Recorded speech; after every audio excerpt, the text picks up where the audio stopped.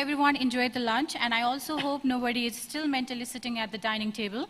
We are now entering to our post-lunch session, which is usually the most challenging part of any conference because our stomach is full, our energy is low, and our brain is telling, let's take a small nap. But don't worry, we have an interesting session ahead, so let's keep our eyes open, our mind active, and our phone on silent. Without making you wait any longer, let's move to our next session, that is precision pathology, in which we will be discussing on a specific lumbar disorder with UBE. Now, we would like to welcome our moderator for the session, Dr. Ching Feng Hu, Chief Orthopedic Surgeon, Director Orthopedic Center and Spine Surgery Department, the 4th Affiliated Hospital, Zhejiang University School of Medicine. Dr. Alok Ahuja, Senior Consultant Neurosurgeon, Heritage Hospital, Varanasi. Dr. Senthil Kumar, Dr. Ajay Kothari, Consultant Spine Surgeon, Sancheti Institute for Orthopedic and Rehabilitation, Shivajinagar, Pune, India. Dr. Ramesh Sigakoli,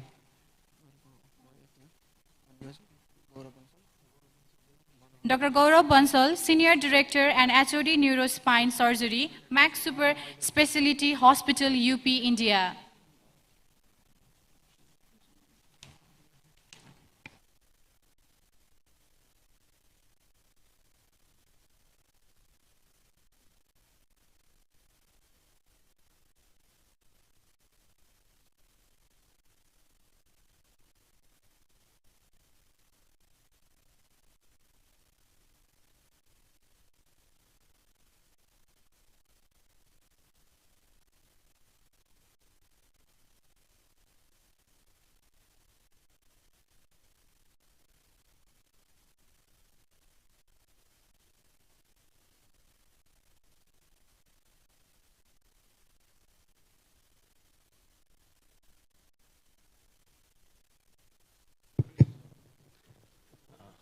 Welcome everyone.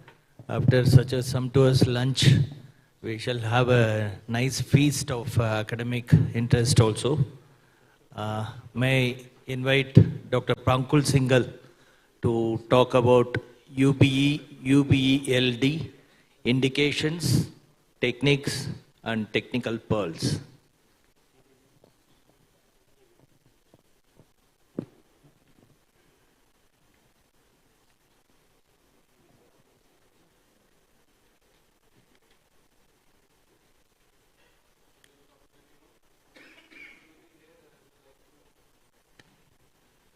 Thank the ISUBE, the Nepali Society, Upendra Devakota Hospital, and the whole organizing team, Dr. Acharya, Dr. Nikunj, for having me here, and the Bones medical team for providing this wonderful opportunity for the people and surgeons all around the world to learn about this new revolutionary technology called UBE. So today I would like to present something about UBE and the ULBD techniques, the technical pulse and indications. So when I speak about ULBD, so ULBD is unilateral laminotomy in bilateral decompression. So nowadays, and this is very common, and we have been seeing such scans for n number of years. So we see degenerative patients with severe canal stenosis. The compression is all around, the 360-degree compression, where the pathology is not just the disc, it is the facet, it's a ligament, it's a complete lateral stenosis, it's complete canal stenosis. In such patient, usually the traditional approach has been more driven towards open or microscopic surgery because doctors feel, surgeons feel more comfortable doing a bilateral decompression in a traditional microscopic way. But this is the myth that I wanted to break, that even in a central canal stenosis with 360-degree compression, you can achieve wonderful decompression by endoscopy, particularly UBE, because UBE gives you that freedom, that leverage, that versatility. And it's basically, I would not call it as an alternative, but there are going to be years now, in next few years, it is going to be the gold standard protocol where you can achieve a complete central canal decompression, bilateral, ipsilateral, contralateral, just by doing a UBE, and multiple levels as well. So I have done 3 levels decompression, complete bilateral by UBE, and it has given amazing results so far. What are the indications of UBE, ULBD? So it is pretty much straightforward. Whenever there is central lateral stenosis, bilateral, or 360-degree compression in listhesis as well, and in severe ligamental phlebium hypertrophy, and concomitant disc herniation. So basically the pathology is not focused, it's diffuse, it's bilateral, and it's all around. So I think we have all gone through this. We all know about the whole setup and the portal creation. Let's not get into it. We'll just directly go to the step-by-step technique. So the portal placement, the triangulation, the docking stays the same. In many of my patients where I do a UB, ULBD, where I'm doing a bilateral fasciectomy, I usually invariably go for fusion. But my landing point always starts at the spinal laminar junction. From there I go laterally, I do a fasciectomy and complete the whole surgery. A very important instrument for a UB, ULBD surgery are your osteotomes, specifically your curved osteotomes, because if you have to go over the top, you have to go on the opposite side. This is what helps you the most, along with the drill. So a sheathed drill tip and curved osteotomes, it provides you wonderful decompression. Some few technical pearls, always make sure, because if you're doing a ULBD, you have to do a lot of drill work. So there are chances that sometimes you can enjoy your scope using a drill. So make sure that your scope is always above the working instrument. Take small gaps in between. Avoid a tunnel vision. Keep on moving the camera. Your camera should never be in a fixed position. Your working port, your working instrument should always be in the center. So the whole field should be completely visible. The outflow, again, the basics of complete UB surgery is adequate outflow. If your outflow is not adequate, bone dust will accumulate, your vision will be hampered, and your bleeding also create a lot of problems. So outflow has to be maintained. You can either use retractor blades for that, but yeah, outflow, there should not be any compromise in the outflow. So again, a few basics: hydrostatic control, continuous outflow. One more thing, cautery. So as long as you are above the bone, you can use higher cautery. Usually the book says you can use till 6. I use till 8 as well. If you're above the bone, once I'm in the epidural space, I usually keep the coagulation somewhere around 3. And around thecal sac, I can use it somewhere around 2 or 3. And I avoid using worn cautery around the nerve roots. I prefer to use a probe cautery. So if we talk about the technique, the stepwise, after localization, this is where we usually land, spinal laminar junction. We start drilling the lamina, we create a laminotomy. After doing the laminotomy, we're doing a flavectomy, and we make sure that we see a complete picture from the both sides. So if we talk about the technique ipsilateral, so this is where we start the surgery at. If you see the MRI, this is the pre-op MRI in the above B number picture, and the D is the post-operative, and this is the window where we create. We go subperiosteally, we go under the lamina, we preserve the ligament flavum on the opposite side, we drop it down with the help of our instruments, and then we go to the opposite side and we do a decompression, and we always make sure that you do bilateral lateral recess decompression, because our goal is not just a central canal, we have to free bilateral, exiting and the traversing nerve roots. So make sure that you see all the nerve roots. I prefer to do a pedicle to pedicle decompression, so all the nerve roots are pretty much visible by the end of my surgery.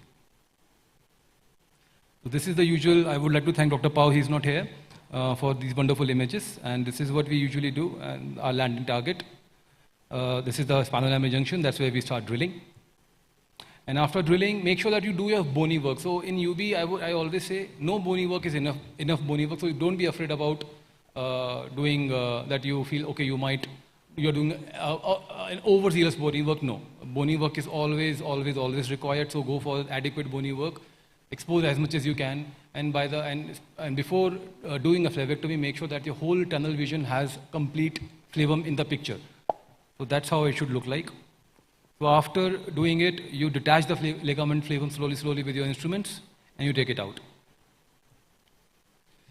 Now the fascial undercutting. So it depends what are you doing. So if you are doing a fusion along with the UB, ULBD, I tend to remove complete IAP on the ipsilateral side, and I partially remove the SAP. I do a caudal laminotomy as well for the caudal lamina as well. Like I said, I do a pedicle to pedicle decompression, and I make sure that I do the same on the opposite side as well. And then we go over the top under the spinous process, preserving the ligament flavum. Remember, ligament flavum is your friend. It protects you, it saves you. So make sure you don't remove the ligament flavum and you start going blindly over there. Preserve it, take it out in the last, and just do the bony work. And when it's all done, when you can see that, okay, you have reached the opposite side lateral recess, you have done adequate bony decompression, then go for the ligament flavum removal. So this is the final picture, how it should look like. A central canal, the bilateral lateral recesses are opened, And these are the traversing nerve roots which we can easily see, and this is what the picture should look like by the end of your surgery. This is what we usually call as the end point. So when we talk about over-the-top decompression, the most important aspect of this whole surgery is subperiosteal detachment of the contralateral ligament flavum. And then we go for the undercutting. So this subperiosteal detachment has no exception. Don't go for plucking of flavum. Go for en bloc removal as much as you can, and preserve it as much as you can. Then, of course, a typical fusion process where we do a discectomy and we prepare the end plates for the cage preparation.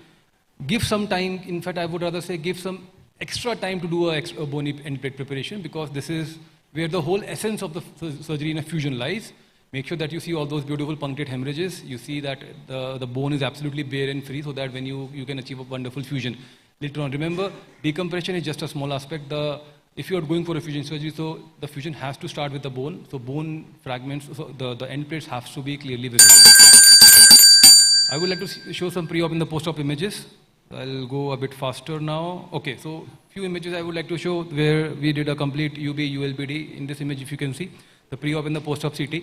The pre-op MRI, the compression is, you can barely see the cord over there, but if you see the post-op, it's completely open and wide, and from both sides, bilateral lateralis are free. Same thing in this patient as well. So this patient had a 3-level fusion, 3-level stenosis, where we did a complete 3-level decompression by UB ULBD. So now in this patient specifically, if you see, it is completely open from the both sides. All these patients were subjected to fusion after decompression. So this is the kind of end plate, this is the kind of final picture we want to have at the end of our decompression. This is a small video I like to show, where we always start at the spinolaminar junction. There's no exception to that.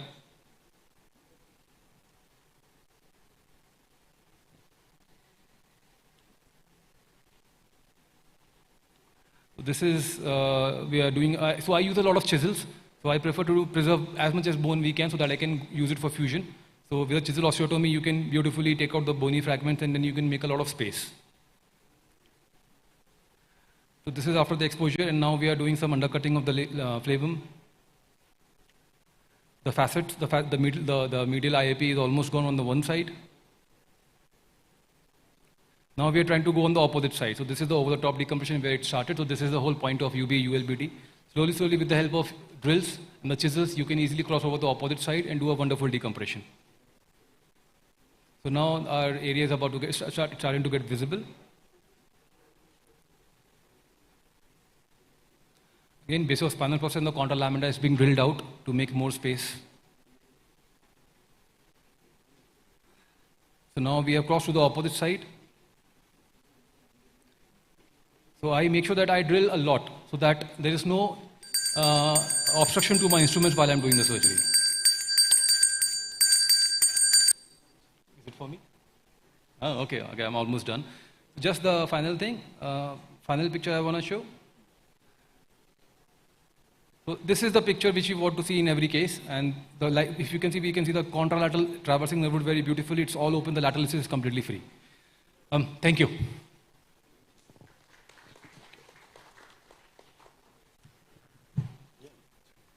It's a nice presentation. He keeps doing a lot of UB T-lifts and all. Every other day I see that his case is posted. Doing a good job out there. Now I would like to invite Dr. Jitendra Thakur to deliver his talk on target-specific lumbar discectomy, precision fragment extraction.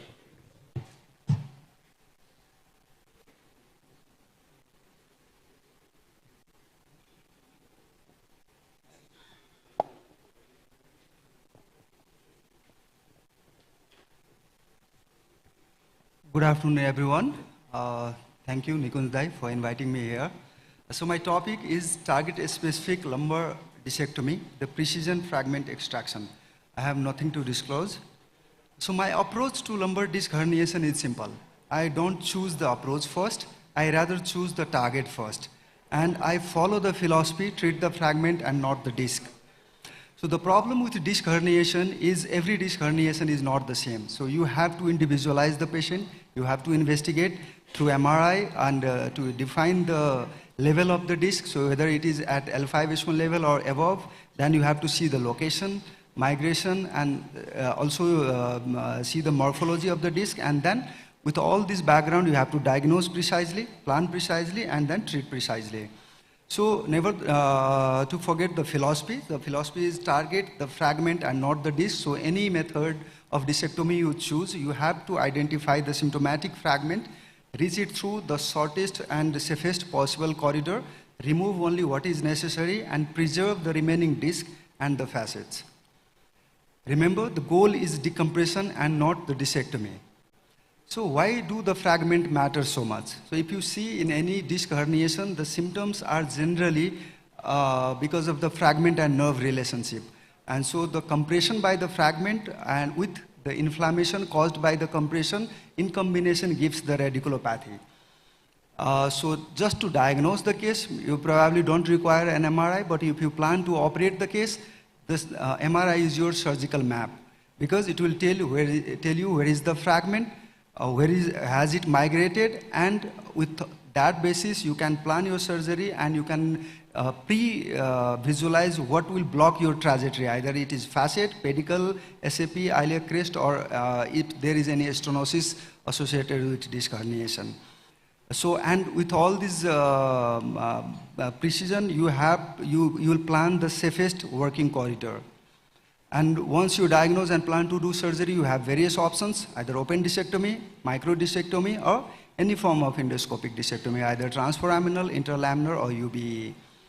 So any method you choose, you have to follow the precision fragment extraction principle. So you have to visualize the fragment well, circumferentially release it as shown in this video, mobilize and don't pull it to avoid the root injury, remove the fragment en bloc whenever possible, and follow the root proximally and distally and confirm free root mobility after every discectomy.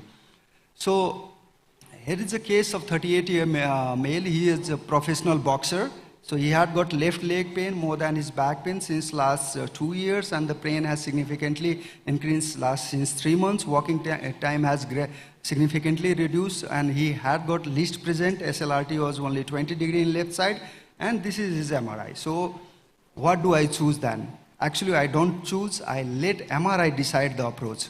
And since he's a professional boxer, he wanted to back to the business as soon as possible. So I operated this case under local anesthesia. I did transforaminal endoscopic discectomy. I removed the disc.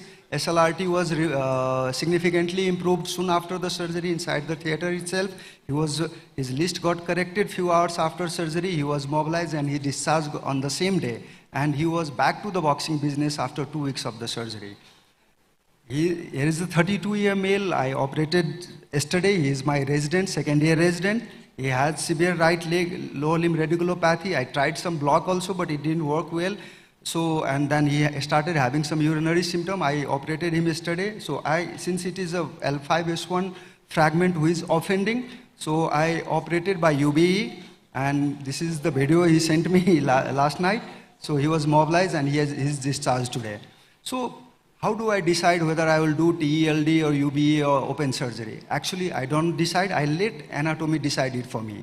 So if there is foraminal, extraforaminal disc, or if there is sometimes above L5S1 level, there is central or paracentral also, I tend to choose TELD under local anesthesia. I discharge the patient on same day, and the patient can be back to their work on very next day. And UBE in lower lumbar level, we can do UBE especially in L5S1 level if there is high-grade migration, and if disc associated with stenosis, then I tend to choose UBE.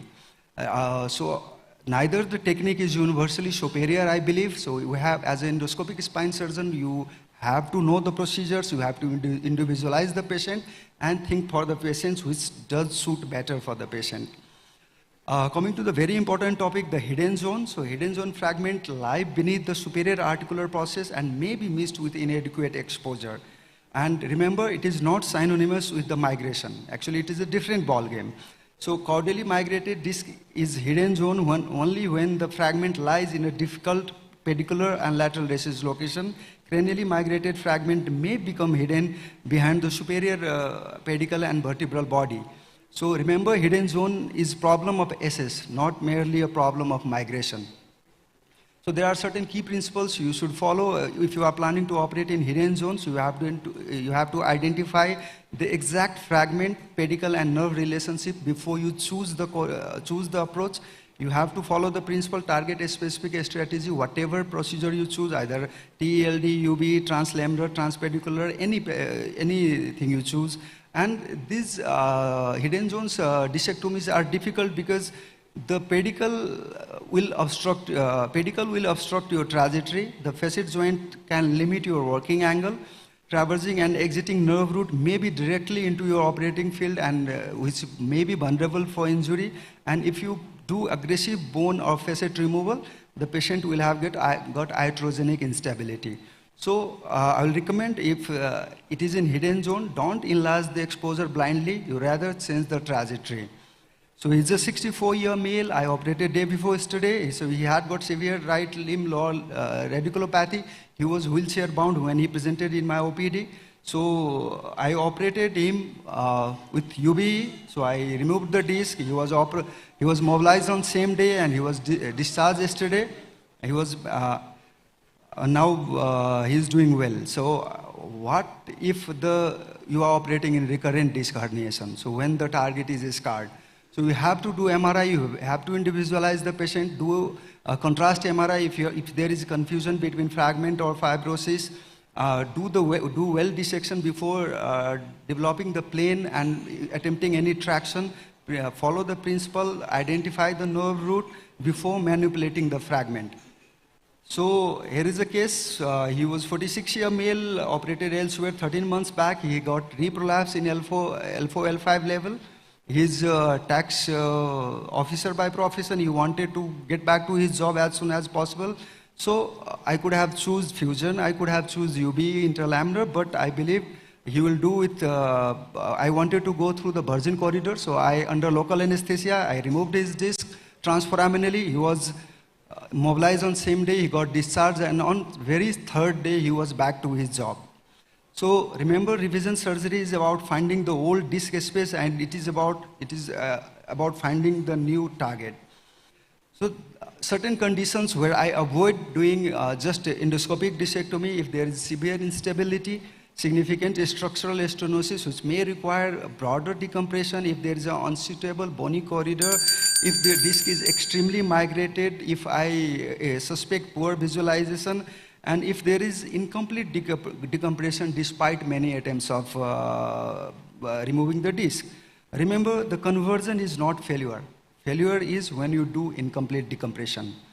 So coming to the end, my target specific algorithm for now is L5S1, any central, paracentral, anything. I usually do UBE. In L1 to L4, most probably I do foraminal, extraforaminal in TELD. If extremely migrated in zone 1 and 4, I individualize the patient. I either do UBE or transforaminal. But if the fragment is in zone 2 or 3, I usually tend to do transforaminal. There are certain modifiers I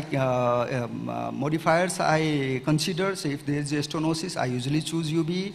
If there is foraminal, extraforaminal, I might choose TELD. If the revision, then I individualize the patient, what is required.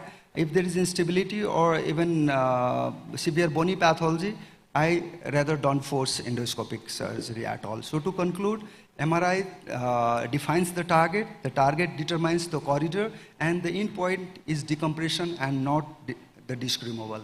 Thank you so much. Thank you, Dr. Thakur, for a nice presentation. Any question or comments from the audience? If not, then I'd like to just ask one thing. You said about the target. So there is a migrated disc going down.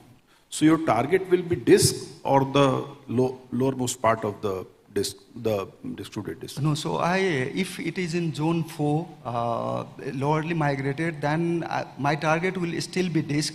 So this type of fragment usually we find in axillary level. So I rather start little lower, and I don't go for upper lamina, more of upper lamina destruction. I go for lower lamina, and then I find the target. Okay, thank you. It was very well presented, Thakur. Thank you. I would like to add one point. if same disc at L4-5 level, if it's, that's a target, but surgeon is comfortable with UB, not transforaminal or UELD. So it's not only the target, it's also the comfortableness of the surgeon to choose the approach.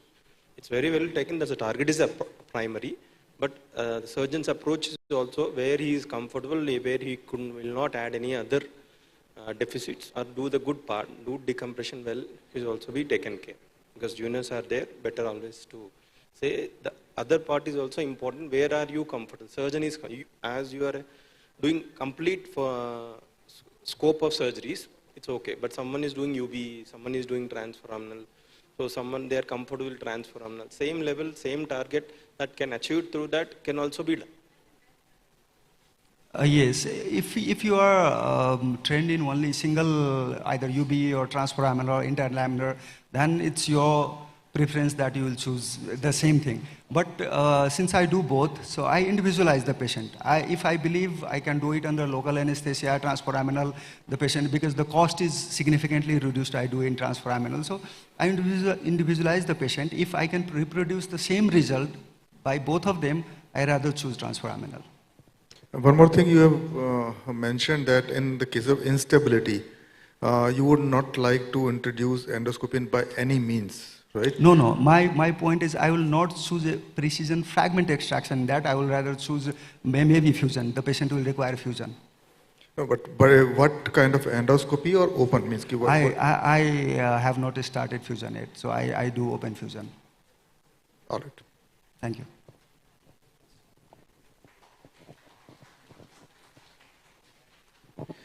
Thank you, Dr. Thakur. It was a nice presentation. Now I would like to request Dr. Rahul Ahluwalia. He would be presenting on severe lumbar canal stenosis, the art of over-the-top bilateral decompression. Okay, so he is not here, so I would shift to next speaker, Dr. Mariam Afifa. She would be speaking on para-UB, the extraforaminal UB solutions for far lateral and far lateral conditions.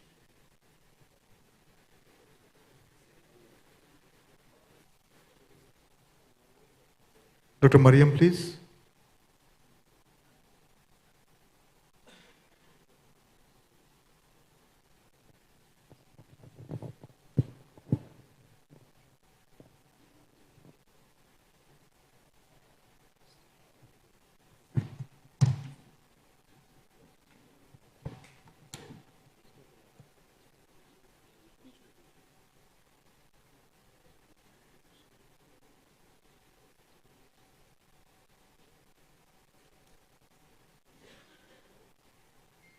Good afternoon, everyone.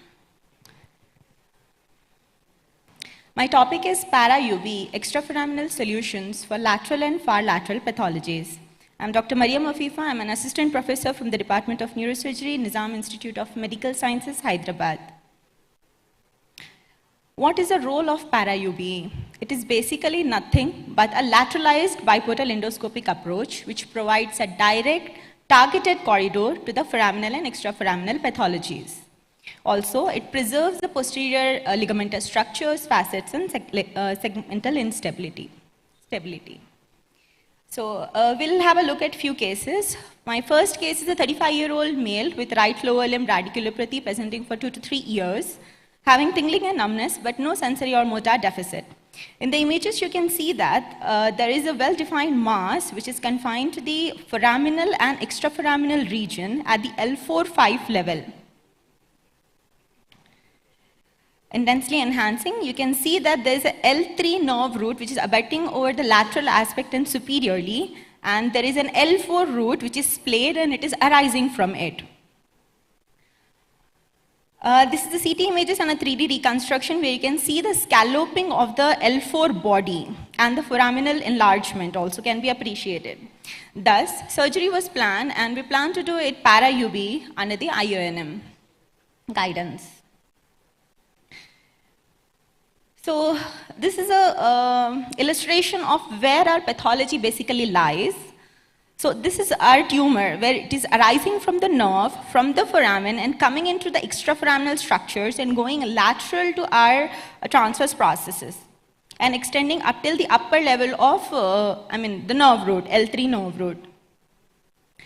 Thus, these are the port placement. Our incision, we planned it almost 6 to 7 centimeter lateral to the midline, with a distance of about 3 centimeter between them. And you can see that in the AP as well as in the lateral views, the docking was done and triangulation was done at the pars of L4 in the lateral view. And in the AP also we can see that we have done it at the pars, but our corridor and the surgical field extended from the L4 transverse process till the L5 transverse process because the tumor was occupying all that area. So here is the operative video. It starts with dissection of the muscles with the RF probe and defining all the anatomy, the bony anatomy, from the L4 transverse process. On the cranial aspect, you can see is the L4 transverse process, that is the pars defining, and at the lower end on the caudal side is the L5, and here is the L5 transverse process. Below you can see that there's a ligamentum flavum coming from the foramen, and also the capsule of the tumor can be appreciated here.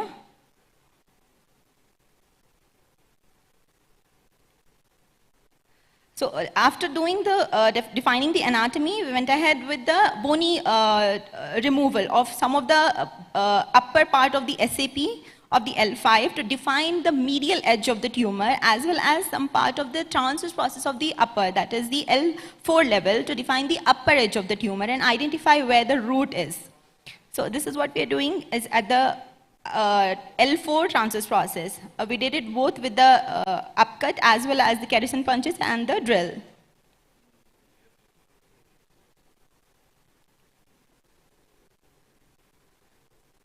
Here you can see that we have entered the foramen and we can appreciate the scalloped L4 body here. So the medial aspect of the tumor we have reached. And the similar way, after cutting the TP of the upper TP, we can see that we have reached the cranial end and the nerve root could be appreciated. Then under the IOM monitoring with the monoportal stimulator, we saw the safe area and entered and opened the capsule with the hook. And then dissected the capsule from the tumor. So we went subcapsular, and obviously it's a schwannoma, so bleeding is going to happen because we were going intracapsularly. And then decompression was done initially with the punches and later on with the CUSA.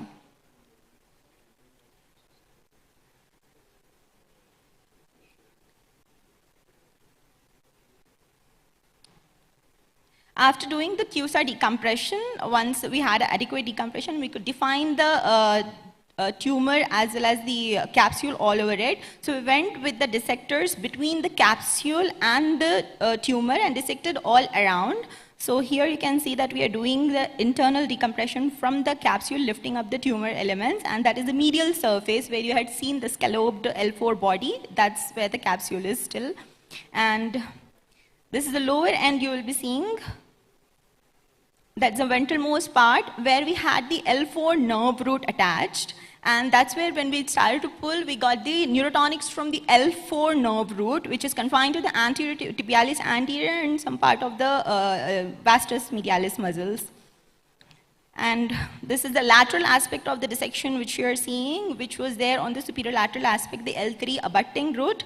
And this is after the complete decompression and complete hemostasis, the cavity of the tumor is seen with the L4 nerve root, and somewhere cranially and on the ventral aspect, you should be seeing the L3. So this is what we had done. And this is the neurotonics which we got from the L3 nerve root while we were doing the superlateral decompression, mostly confined to the quadriceps. And this is the neurotonics of the L4 root which we got.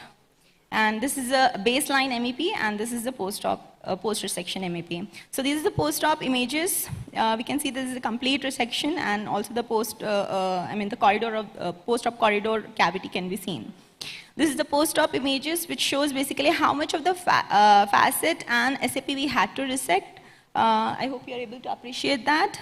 And the similar things, which, I mean, the transverse process of the upper and some part of the SAP was resected to define the margins. So even though we did a lot of CUSA, this is what we could remove. And the patient is post-op, I mean, in the first post-op day, we had kept the drain for mini-vac for 24 hours, and we removed it on the second day and discharged him. And he has no deficit in his walking and happy about it. This is another case. This patient is a 45-year-old male, had a chronic lower limb radiculopathy, left lower limb since 6 months. Despite medication and physiotherapy, initially we didn't find much in the MRI, so we thought we would continue with the medications, but to no relief. Then the MRI, you can see that on the right side there is very little, but on the left side there is a questionable stenosis of the foramen. In the CT, you can appreciate that the SAP has grown over and is kind of like pressing over the left foramen. So we even gave the block to see how he would respond if we attempt surgery. So he had a pain relief for almost 3 weeks to a month, and thus we plan to go ahead with the left para UBE L4-5 foraminotomy. So these are the port placement and the incisions we have taken, the triangulation technique, and we triangulated it on the pars. And this is a video of the same case. I'll just give the video.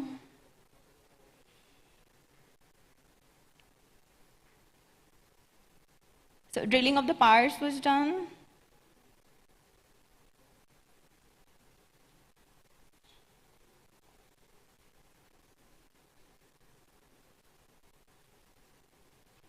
That's the free nerve root you can appreciate. And post-op, you can see that SAP was removed and patient had a significant improvement in his pain. Another case, just a quick recap. This is a redo case, basically a failed back syndrome kind of a stuff. He had L5 radiculopathy. In the sagittal images, you can appreciate that the L5 foramen narrowing was there. And in the CT also, you can appreciate that the facet of the S1 was overgrown and pressing the L5 nerve root.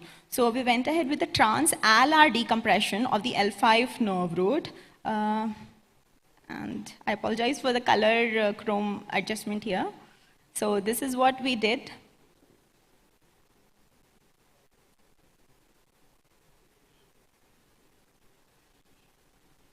So this is a drilling, this is the SAP, and this is the drilling of the ala, which we have done to achieve the decompression of the nerve root. Hope you can appreciate the L5 nerve root going below that. That's the nerve root. That's the nerve root we have decompressed after drilling the ala.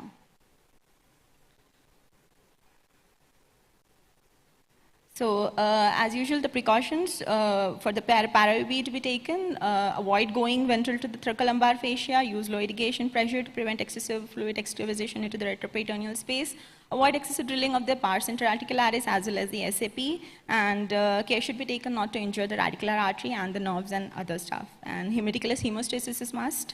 And review the pre-op images so that your surgical trajectory is safe, and utilize intraoperative radiography as well as IONM if available. Thank you. Basically, my conclusion is it's a versatile lateral corridor to the foraminal and extraforaminal pathologies, and it extends the advantages of UB beyond the conventional canal. Thank you.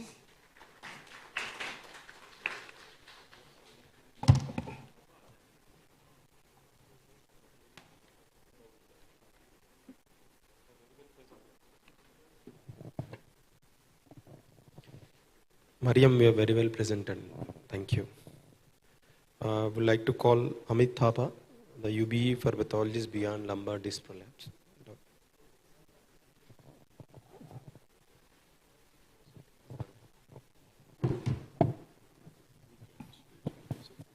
Thank you, respected chairpersons and dear friends.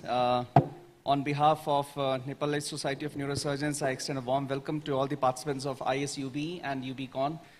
A very good gathering and academic feast to attend.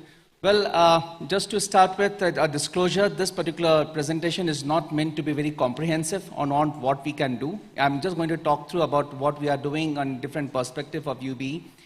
So for those who have visited Nepal for the first time, it's just not about Himalayas and mountains. We have a variety of ethnicity here, more than 80 plus ethnicity living in Nepal, talking more than 120 languages. So Nepali is not the only language being spoken.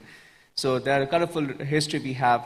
And we are definitely saddened with all what has been happened. So just to make the picture clear, just only a small part of northern part of Nepal which has got involved. In the media, it has been highlighted as if the whole Nepal is in floods. That's not true. In fact, this is a rainy season and we do have certain problems in hill areas, but then right now there's a major disaster which is going on in a particular area of Nepal. So endoscopic spine surgery, as we have been listening for the last 2 days, is very safe, tissue sparing and efficient, and there's no doubt about it. Now we have 2 randomized clinical trials which supports this idea. So I'm not going to talk about it, it's been what it has been sufficiently been discussed. What we are actually trying to do is looking through with an endoscope through a hidden area of McNabb, as they say, access to the contralateral area which becomes open to you when you're using an endoscope much more better. And then treatment of various pathologies like cervical foraminal stenosis, cervical or thoracic disc herniations, and even decompressing the nerve roots which has earlier been fixed. So post-arthrodesis constructs. So all these are open when you have an endoscope with you and through the same corridor.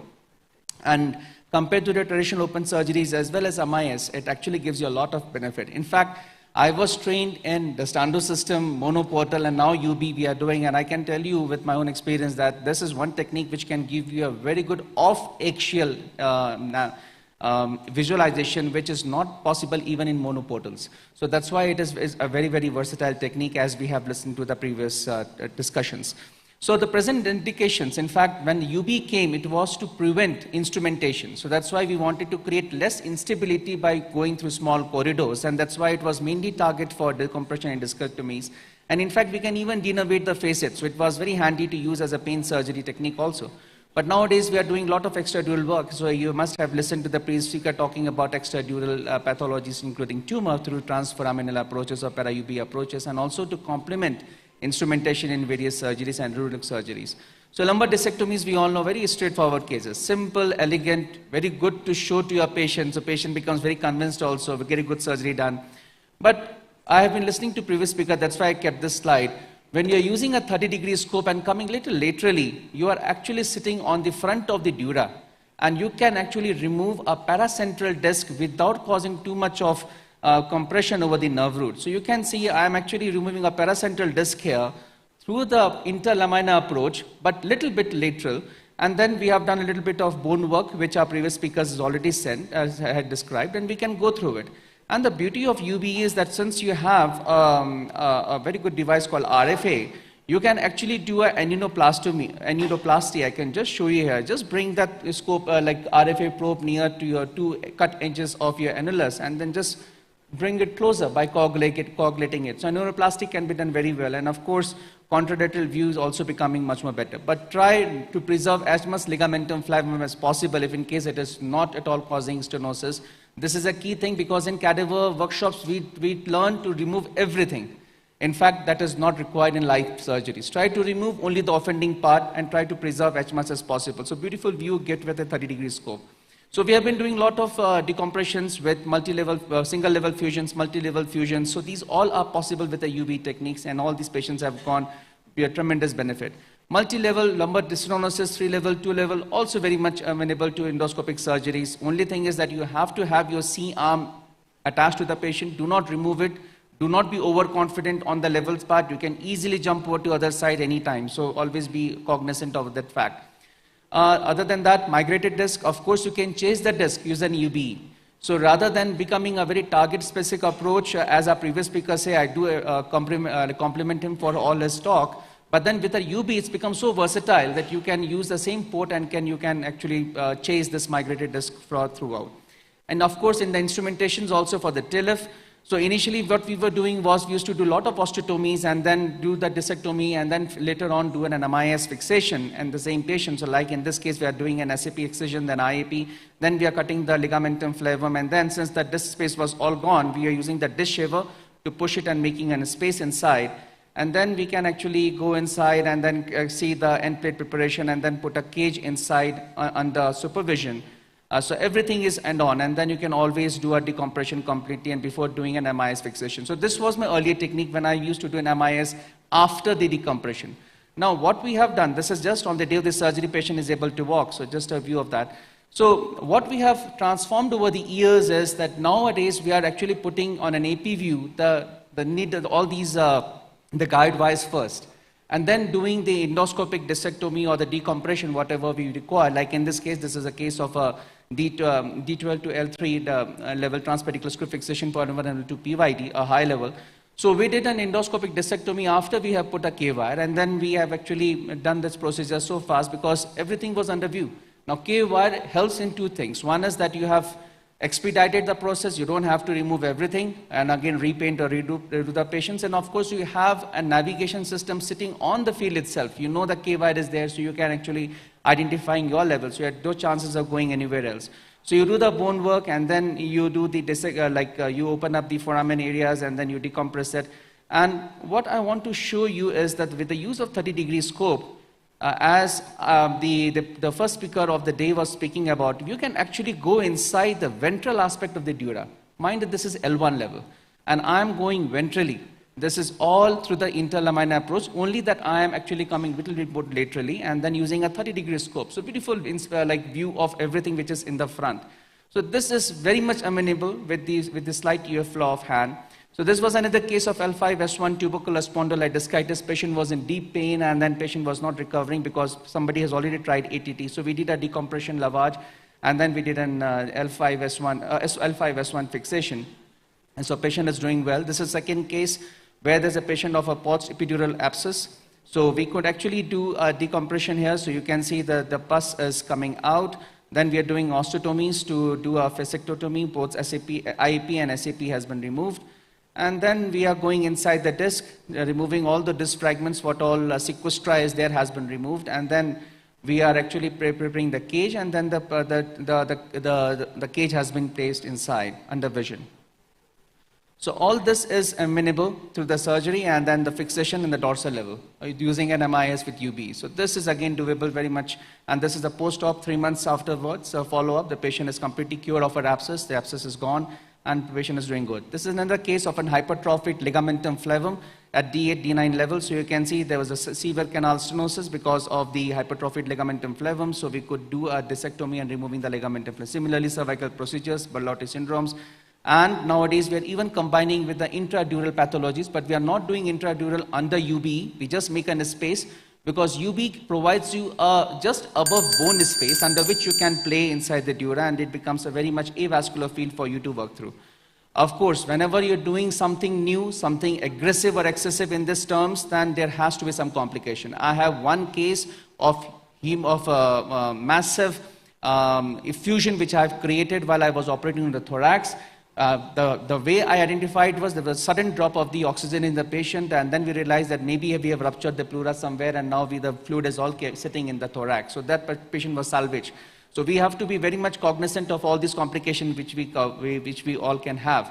So never shy away converting the cases. If you have any problems, see your major center stage is patient and not you. So the surgeon ego should not sit there. So how to choose, plan and execute? Always ask these questions to you. Will UBE be good for this medical problem? Is it safe and convenient in my hand and to the patient? Does UBE provide an extra advantage? Don't just hit around the bush if you cannot do that. And what will be my UBE approach? So you can go as laterally and as medially as possible, whatever your endpoints are. And if any instrumentation is required, then of course plan accordingly. And of course, these are the things which needs to be mastered before you go to the advanced stage. So there is a YouTube media channel which you can always access to it. And then dura tear can be managed. I will just take few seconds into it. This is called reader's knot, which you can apply as an extracorporeal knot, which you can use it in the case of the dural tear. So 1 throw from inside, 3 throws around, and then 1 throw back in the opposite side from inside. And then you can just push the knot either using a bayonet forceps, or if you have a knot pusher with you inside the tube or inside the cavity, whatever you have. So you don't have to tie the knot inside the cavity. You can do it from outside. So it's a beautiful technique, also called as reader's knot. So you can have videos of this on the internet also. And of course, there's always a chances of mixing a lot of modalities together if you have a lot of experience on that. So conclude, indications of UBE in spine is expanding. This is coming up because of the surgeon's ingenuity, the need to solve the problem, ever-advancing technology and skills are in hand, and of course you have to master the basics first and beware of the complications. If UB benefits the patient, go for it. If not, please do not try it because it is just taxing yourself and the patients. Thank you once again, and these are the 2 events which are upcoming in Nepal, so we are most invited to join us. Thank you. Thank you, Dr. Thapa, for a nice presentation. Any comments or question from the audience? Quick. Sir, nice presentation. Even for port spine, where there were epidural abscess, you removed it using UBE. But one concern, what happened is many times we want to take a sample for culture and gene expert. It gets washed away when you're doing this. So how do you manage this? So I showed you the report. The report is there. So we did collect a lot of samples. So the idea in this is that the moment you go in, rather than creating a lot of space with irrigation, we actually first try to take out the sample. So the pus is sitting in front of you. The moment you go in, it starts coming out. So we just collect the pus first, and also we collect a lot of sequestra and send it for this specimen as a whole. So it does just collected. Thank you. I'll call upon Dr. Suresh Bishkarma for his presentation of phlegm sparing UBE surgery.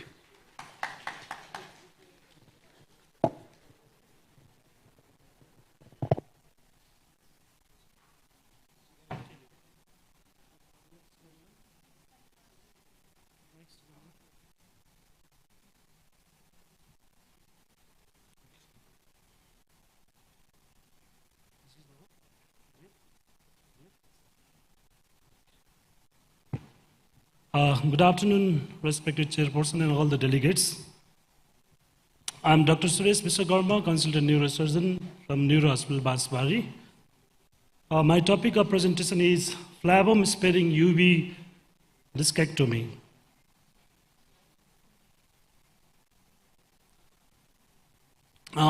As we started UV surgery 2 years back, it was tough and we had a hard time. And initially we used to operate for 2 hours, 3 hours, we struggle. And with that we learn every day. And with passing time, we learn the tricks and tenets of UV surgery. Initially we were less aggressive to superior articular process. And now recently we are more aggressive to superior articular process so that the nerve is completely free and patient is pain-free. Initially we were more conservative to, more aggressive to ligamentum flavum. We used to do complete ligamentum flavectomy. Later we tried to do limited flavotomy, and now we are more focusing to preserving the ligamentum flavum. This technique was initially shown to us by Professor Hu in one live workshop taught us the technique of flavum preservation last year. So I don't have any conflict of interest, and any surgical tools used in these videos are not deliberate, and I make no recommendation for the use of products in the videos. In introduction, microdiscectomy is the gold standard for disc surgery. Similarly, unilateral biportal endoscopic surgery is now equally efficacious for disc surgery. The common among both the surgical technique is that both the technique tackle the disc in the cost of ligamentum flavum. So why the ligamentum flavum has to suffer for the sake of disc? Are we doing right? So conventionally, what we do is we take the ligamentum flavum, detach it from the lamina, reflect it either medially or cranially, take the disc out. The problem is we are increasing the risk of scarring of the thecal sac or producing the arachnoiditis to the patient, which can be a chances of having failback syndrome in almost 24% of the cases. Moreover, we are rendering the redo surgery more difficult by taking the ligamentum flavum out. So should we preserve ligamentum flavum? So this is the concern, and this is one of the important topic we should realize at this moment. So what the literature says is, even for microdiscectomy, people has tried in 2005, 2006 with preserving the ligamentum flavum.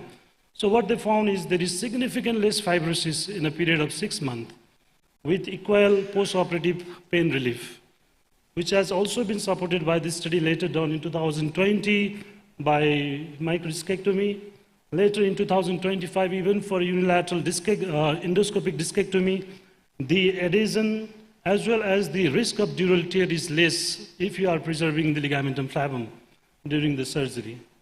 Recently in 2025, the chances of epidural fibrosis is very less if you are able to preserve the ligamentum flavum. So the aim of preserving the ligamentum flavum is to balance neural decompression as well as preserving the anatomy. We all know ligamentum flavum is a yellow elastic ligament that protects the thecal sac as well as the nerve roots. It provides the strong ligamentous structure. It offers resilience and adaptability to the spine. So it has got beautiful function of providing the stability. It prevents the excessive movement of the spine. It maintains the natural curvature of the spine. So the smooth movement of the spine, it prevents the excessive flexion of the spine. And also it protects the spinal cord and the nerve root. If you are able to preserve the ligamentum flavum, you are preventing the dural tear, you are preventing the epidural hematoma, and even you are preventing the fluid leakage in the post-operative period as well. And in the long term, you are reducing the chances of epidural fibrosis or arachnoiditis. And the most important and one of the most painful thing for a surgeon to do redo surgery, if you are preserving the ligamentum flavum, the redo surgery will be less difficult. The post-op scars, which is the cause for recurrent symptoms of the patient, the cause for the fail back syndrome, as well as the cause for the recurrent radicular pain. These all can be reduced by preserving the ligamentum flavum. So at this point, you may argue with me like, if you are taking the ligamentum flavum, we can replace it with the subcutaneous fat. So which is completely wrong, because subcutaneous fat and epidural fat, they both are completely different structure. The epidural fat has got adequate adipocytes and minimal connective tissue, whereas the subcutaneous fats, they are more connective tissue. The adipocyte, that is the elastic fibers, they are more fluidy, and that's why the movement of the dura as well as the nerve root is smooth in concert with the spine if it is with the epidural fat. So these two things are not equivalent. So what happens with the perineural fibrosis is it will cause the tethering of the nerve fiber, which can impair the exoplasmic transport of the transport within the nerve, which will cause the nerve to be diseased. It will restrict the arterial blood supply, which will cause the nerve ischemic, which is the cause for the fail back syndrome. It will even restrict the venous return, which will cause the edema within the nerve. The overall nutritional transport will be hampered, and the dorsal root ganglia will be sensitized, which will cause the pain in a post-operative period. Even it can cause neuropathic pain to the patient. So this is the representative case of 38-year-old gentleman who presented with right S1 sciatica. He has got the extruded disc. We are starting with the soft tissue dissection and the bony works. So the important thing in flavum preservation is the bony work should be adequate. It should be done till the attachment of the ligamentum flavum, so that you can just reflect the ligamentum flavum. Here we are taking the bone with the help of chisel. So once the decompression is adequate at the superior margin of the working area, the lamina are taken off, and see the lower part of the lamina is being drilled, and you will see the reflection of the ligamentum flavum at the lateral edge of the ligamentum flavum. So, and the important thing is this superior articular process. Try to chisel the superior articular process. Once you take the superior articular process, you can just reflect the ligamentum flavum medially, and you can see the knob root as well as the thecal sac. So here we are taking the last bit of the ligamentum flavum. Now there is no ligamentum flavum at the lateral edge of the surgical corridor.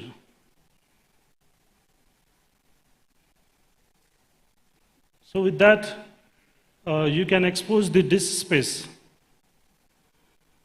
So the soft tissue around the disc space is cleared, and with the help of the annular tome, you will puncture the disc space and then take the disc out.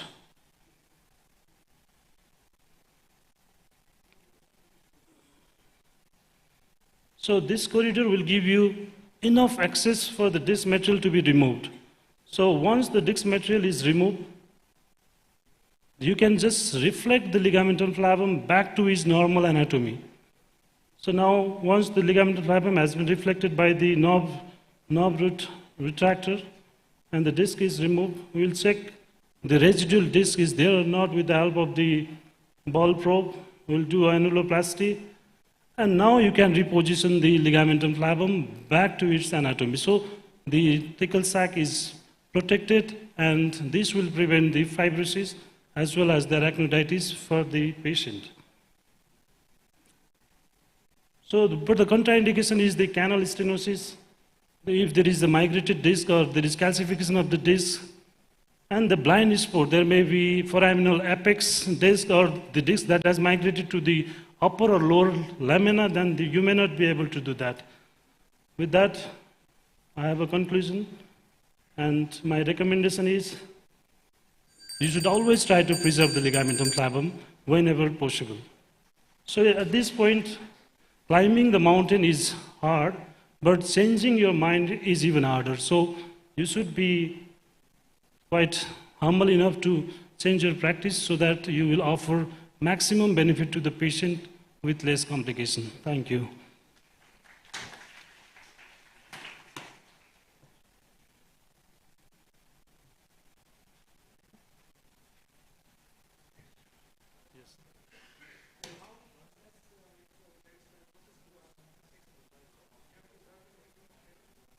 What is the method of assessment of fibrosis? You said that. So it's, with the imaging, it's not that easy to look for the fibrosis, but it is clinical, in the clinical background also.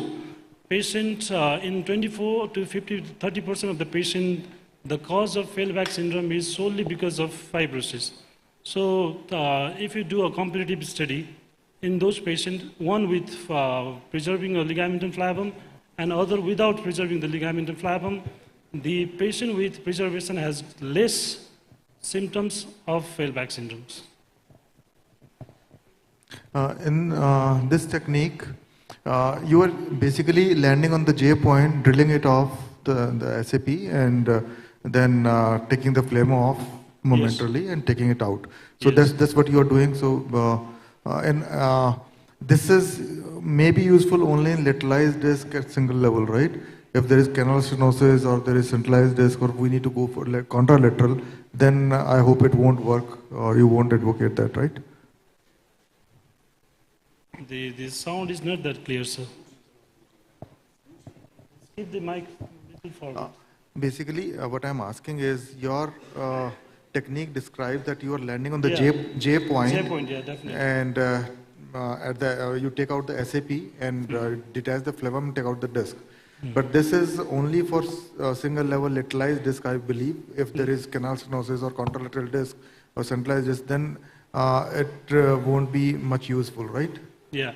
So if the disc is more towards the paramedian disc, so this will be more easy. But if the disc is central, or if there is canal stenosis, so it will be difficult. And in those cases, with increased skill, you may try. But at the initial stage, you should always do with the paracentral disc, which has not migrated towards the lower lamina or upper lamina, or if it is not that much calcified. So for simple disc. So the last photograph was behind, it was the Everest. Yeah, it was Mardi Himal. So it is just by the side of the Fistel mountain. Thank you. Nice presentation. Thank you. Minute on this. No, it's okay. It's just a comment. Like Gaurav sir was asking, like you cannot do it in the central disk or more centralized disk.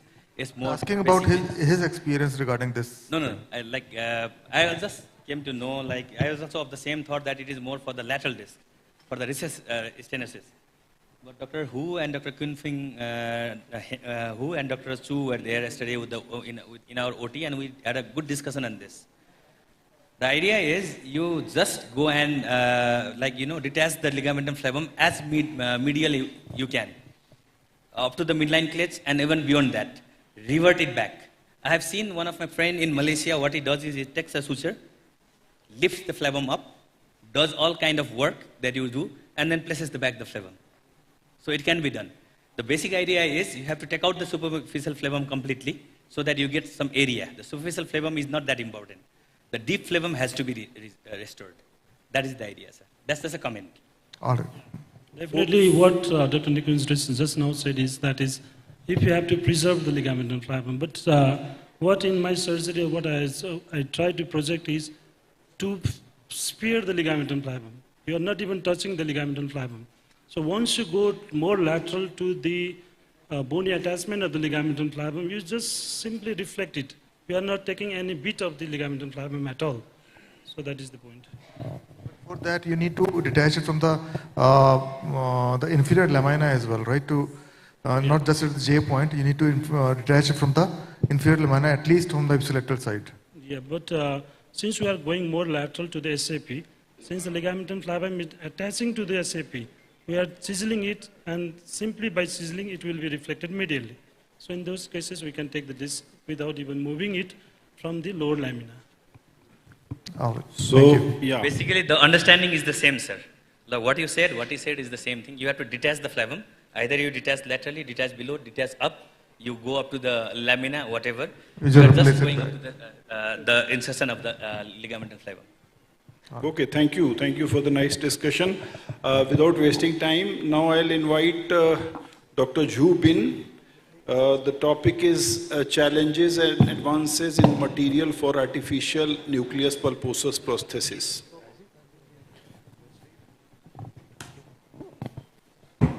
Thanks for the invitation of the Bounce Company and the Neuro Hospital. I'm Dr. Zhu Bin from Beijing, China. I changed my name or topic to biportal or uniportal spinal endoscopy for spinal degenerative disease, shake hand and make peace. I'm a doctor, 42 years old, and with personally experiments of more than 10,000 cases of endoscopic surgery in 15 years.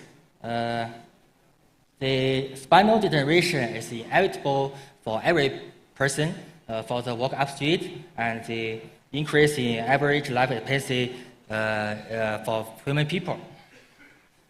So more than 500,000 surgeries for DSD are performed annually in China, and over 50% was undertaken by endoscopic procedures. So when we face different types of diseases, of spinal degenerative diseases, how to choose uniportal or biportal. Here are the system of biportal system by Bounce Company, and here is a system of uniportal.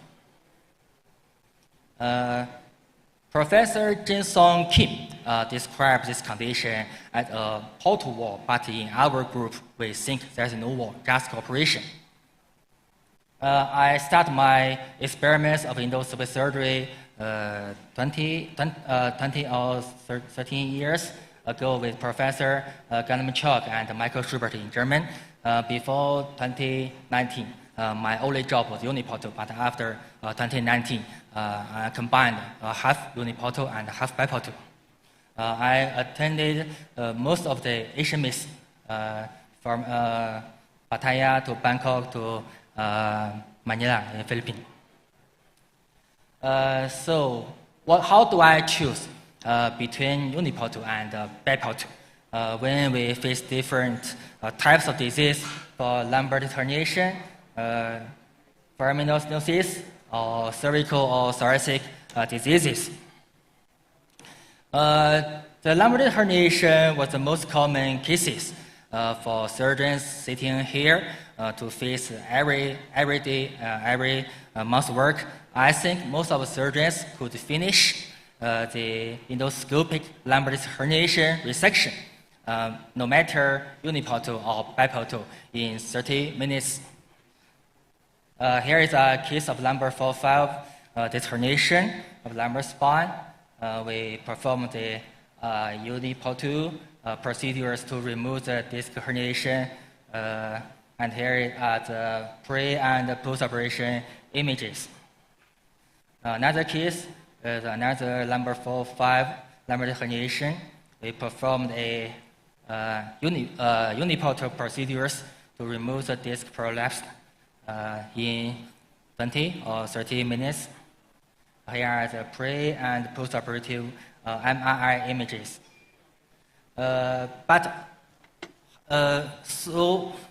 Also we can perform the endoscopic lumbar resection with single uni or biportal, but we recommended uniportal for the lumbar herniation for the main three reasons. The first, local anesthesia. Second, less muscle and bone damage. And the third, when we face recurrence, the revision may be easy for multi-surgery.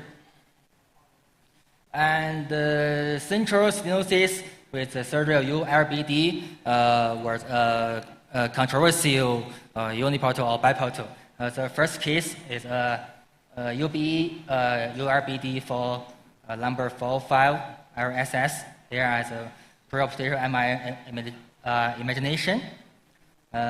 We can perform the procedure within 1 hour with a total resection of the ligamental flavor.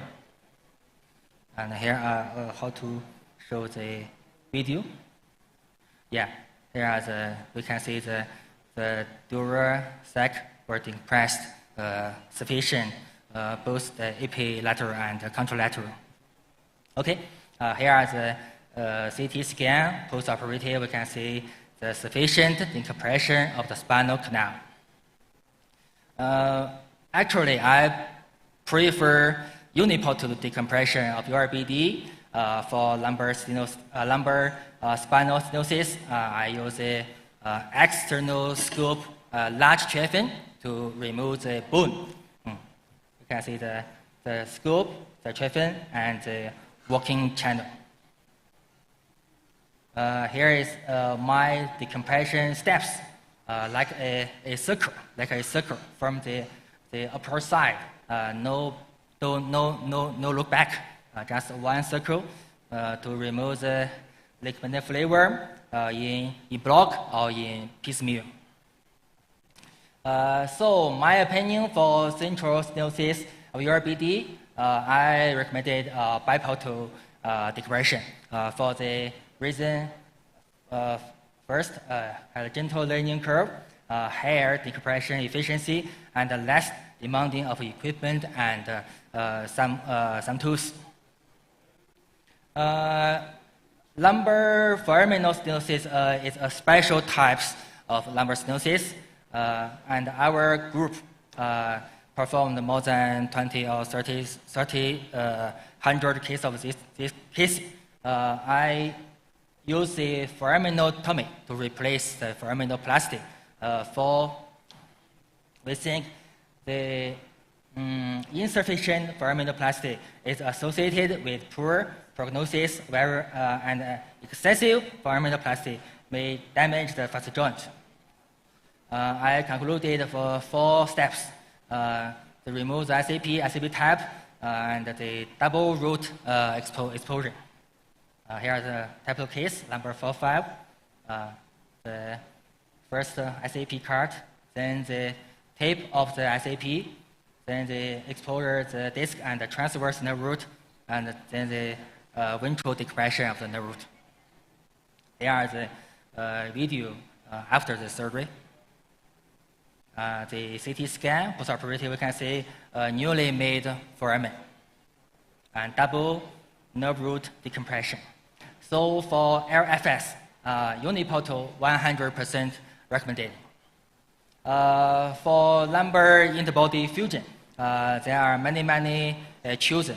ULIF is popular for the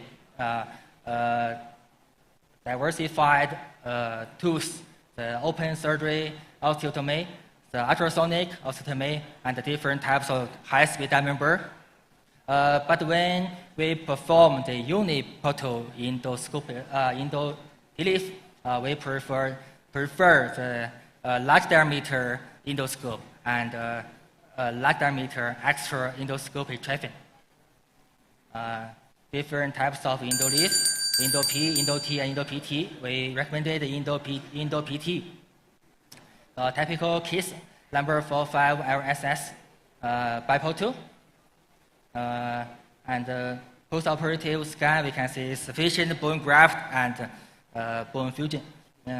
Actually, most of my experience for endoscopic fusion was uniportal. Here's the steps of our group in EndoPT uniportal with expanded cage. And the typical case, L3, 4, lumbar spinal stenosis. Here is a post-operative CT scan. 6 months post-operative follow-up, and 3-year post-operative follow-up. We can see the steady bone fusion for this case. Another case, lumbar 5S1, spondylolisthesis reduction was achieved after endoscopic PT-LIF with a Chinese-made expanded cage. So for LIF, I recommended uniportal and biportal have to have. It depends on the surgeon's experiments and preference, and the surgical instruments, interbody cages, and the bone graft materials. But I think ULIF offer higher operative efficiency. Okay, the cervical spine, most of my experience was uniportal. Here is CSS, cervical spine stenosis. We use the uniportal hemilaminectomy. 1 or 2 level CSS posterior laminectomy is okay, also okay. Pre and post-operation MR images. So another case, popular Indo-ACDF. I prefer the uniportal. 50%, 50%, but uniportal recommended for the endoscopic assisted ACDF. I have less experiments for the expanded endoscopic laminectomy, like Professor Zhang Wei. Thoracic spine have the similar principles as lumbar spine. Here is the thoracic stenosis due to the OFL, ossification of ligament flavor. So hope we can stay in close touch in the future. It's my first time to Nepal, and here is my email. Keep in touch.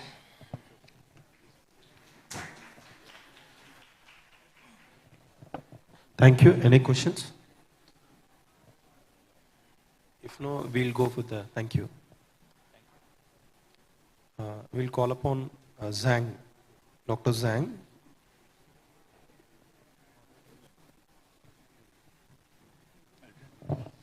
As we are not having the last speaker, so instead of that, we are inviting Jiang Kai Hui, our guest. Complication reports of nerve root herniation following dural tear during spinal endoscopic surgery.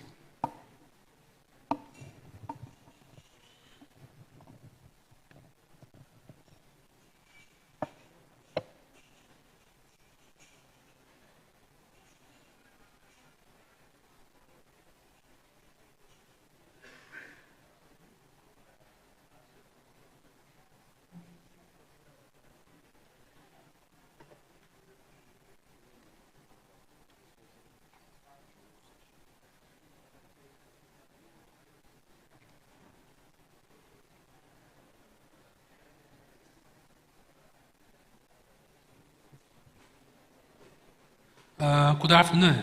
It's my great honor to introduce my experience. The topic I today introduce is the management of nerve root herniation through dural defects in endoscopic spine surgery.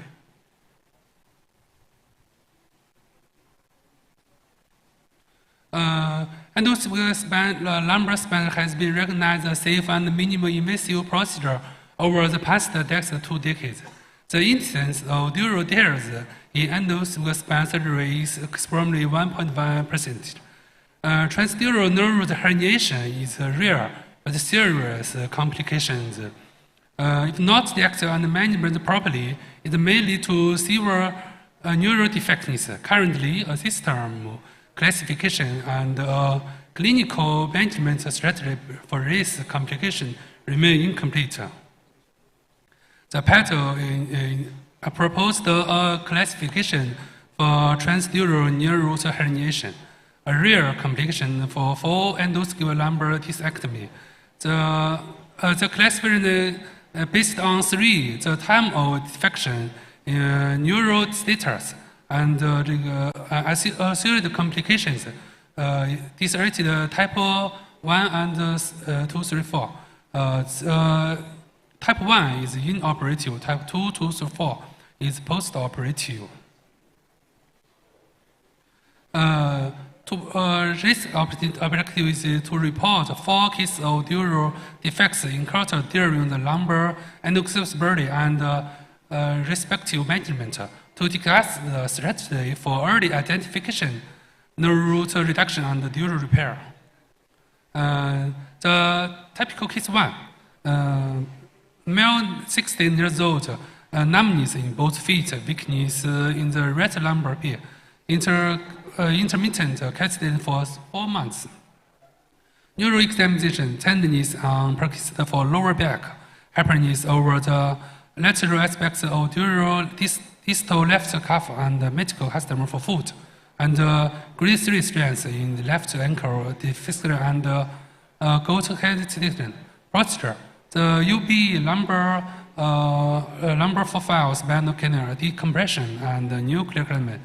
In operative, we finding defects were identified in interlaterally and discally without nerve root herniation.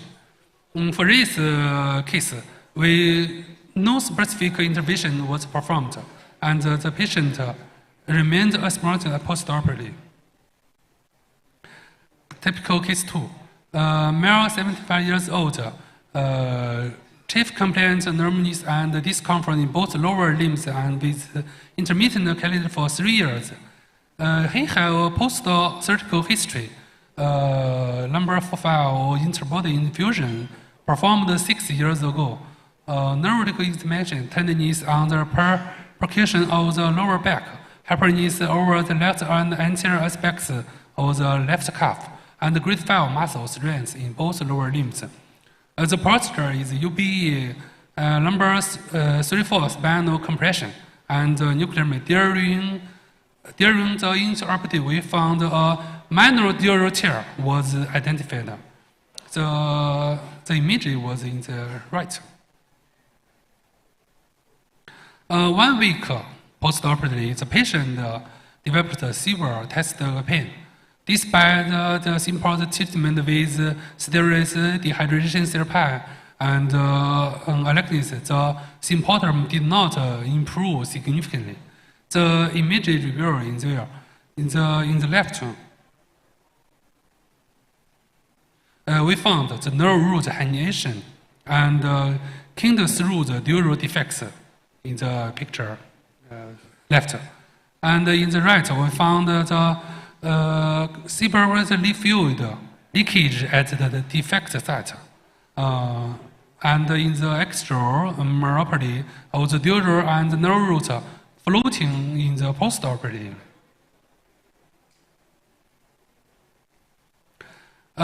Following the multiple discipline discussion, a revision surgery was planned for implant removal and spinal canal explanation. In operative finding confirmed the dural defects and nerve root herniation for which therapy was performed. The patient symptoms resolved postoperatively with complete recovery and pain relief.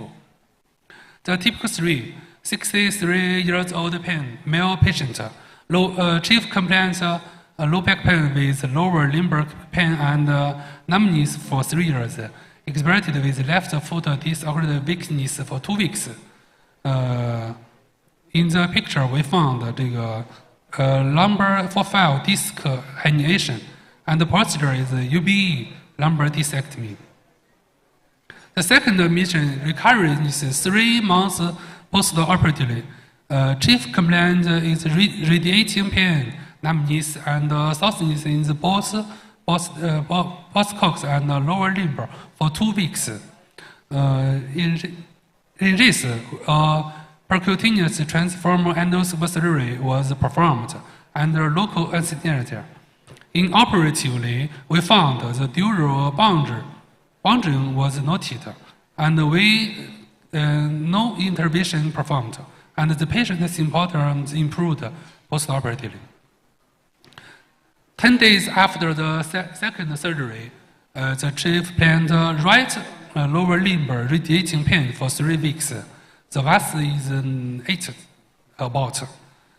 Pain and examined pain and posterior leg aspects of right high.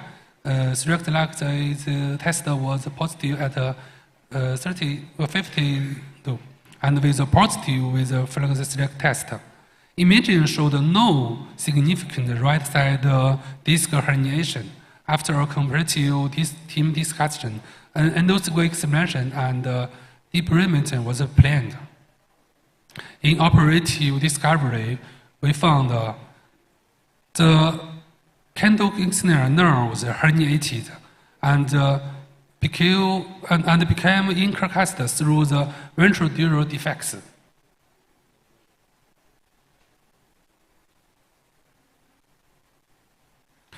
In the intraoperative, we packed with a sponge. First, we released the working channel or obscured the dural defects.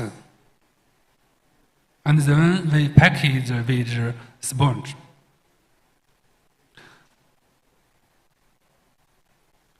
In the intraoperative, the working channel was rolled slowly for gradual packing. And the package was complete in the IP. The case 3 reoperation finding confirmed dural defects and nerve herniation, which was managed with gentle sponge template. The patient's symptom was significantly recovered after the operation. Conversion to open surgery was required as the dural defects was difficult to access and repair endoscopically. Type 4, case 4, males 48 years old. After admitted in the picture, we found the lumbar file and the one, the larger herniation in the right, in the left. In the dural defects, in operative, we finding a dural defects was identified laterally during the procedure. And in this case, we immediately packaged with the gentle sponge. Case 4, the intraoperative finding confirmed the dural defects and nerve herniation, which was managed with gigantic sponge template. The patient's neural symptom was significantly relieved the immediate post-operative period. And for this patient, we kept on bed for rest for 4 days post-operatively, then resumed observation without any discomfort or complications. Discussion. The UB endoscopic surgery is recognized safe and effective minimally invasive technique. It's applicable for various conditions, including cervical and lumbar disc herniation and spinal stenosis. Importance of prevention and early identification, early detection of nerve herniation is critical for favorable prognosis. Multiple strategies should be avoided as they increase the risk of dural defects. Delayed management may lead to permanent neurological deficit. In our series, two patients treated with endoscopic it's really important and improved with management strategy. Small and moderate defects with lower herniation risk can be treated with gelatin sponge templated. Large defects warrant early dural repair. Okay, thank you. Thank you for your attention.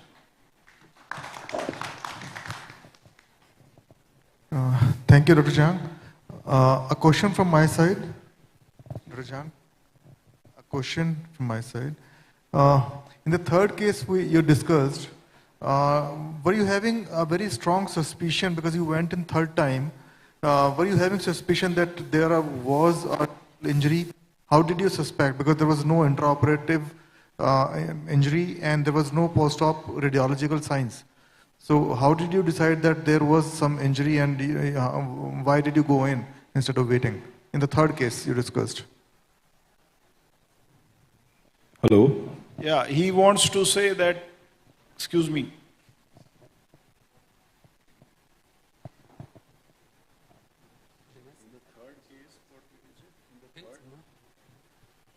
What he wants to say is in the third case,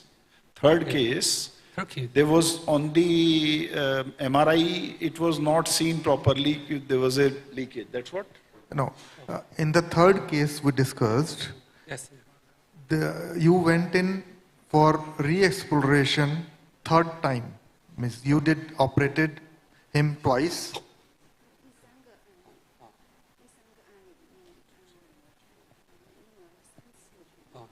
Yes, three. We raised this patient in the two operative. The first operative is in the other hospital. Is really in my team. The second is in my team. No. My question is because first we operated, then patient didn't get relief. Second time we got an MRI done that showed a disc for which we went in and did an endoscopic surgery. Patient got relieved. But after 7 days, he again developed pain, and then you went in because you had a strong suspicion that he might have a dural injury, although MRI was not suggestive of that. So were you suspecting there might be a dural injury, that's why you went in for the third time?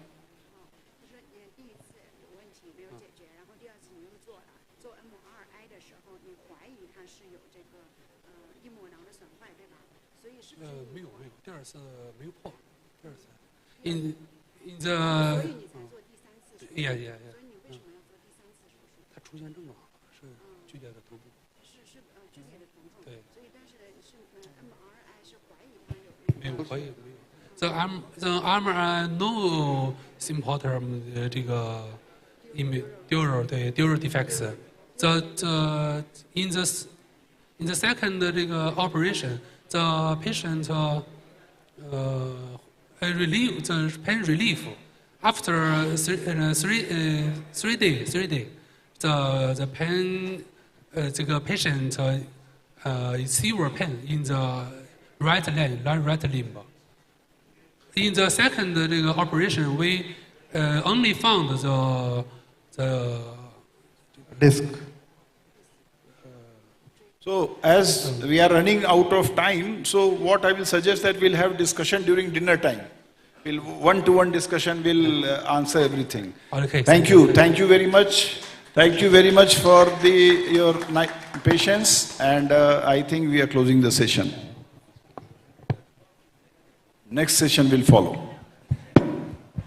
Thank you so much, respected speaker, guest, for sharing your valuable knowledge, experience, and insight with us. May I now request Dr. Puneet Gridhar to present the token of love as a gestures of appreciation and gratitude to our esteemed speaker. To receive the token of love and certificate, I would like to welcome our speaker, Dr. Prankul Singhal.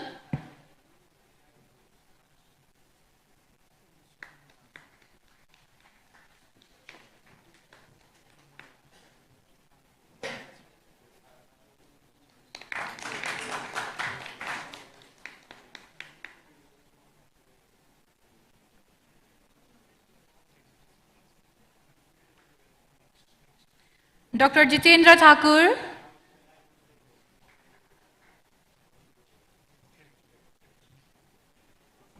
Dr. Jitendra Thakur.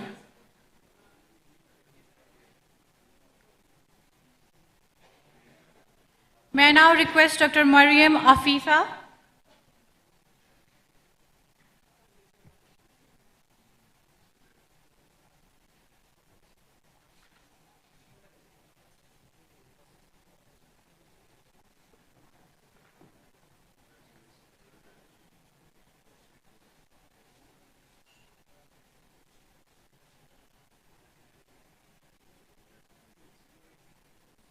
Dr. Suresh Biswakarma.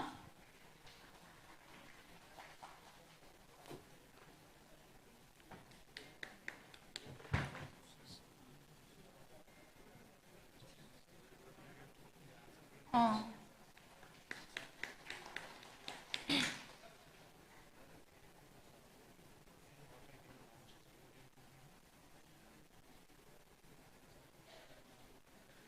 Dr. Zubin.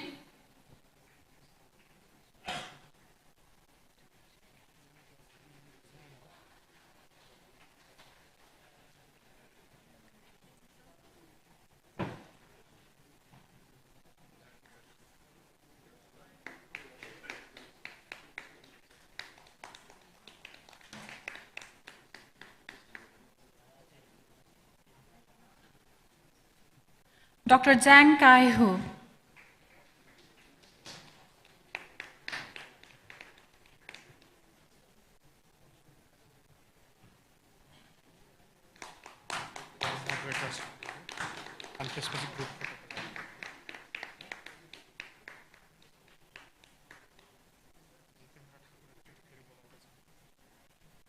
Dr. Jitendra Thakur.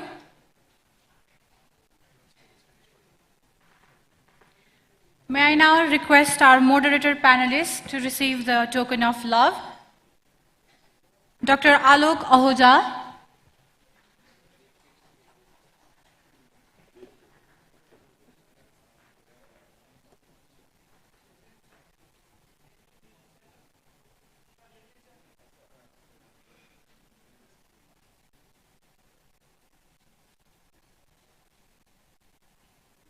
Dr. Senthil Kumar.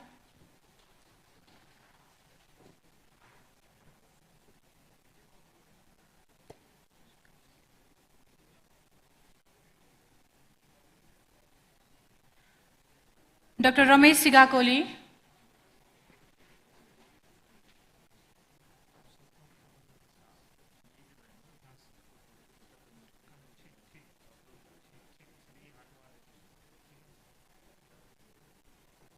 Dr. Gaurav Bansal.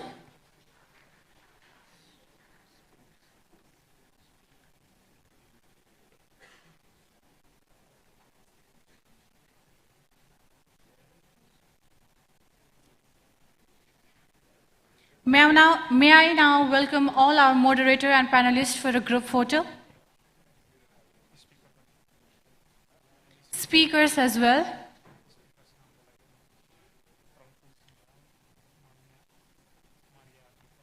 Dr. Prankul Singhal.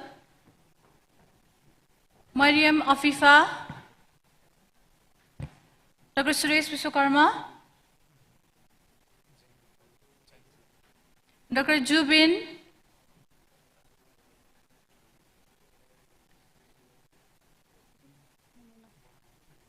Dr. Jubin. Dr. Janku.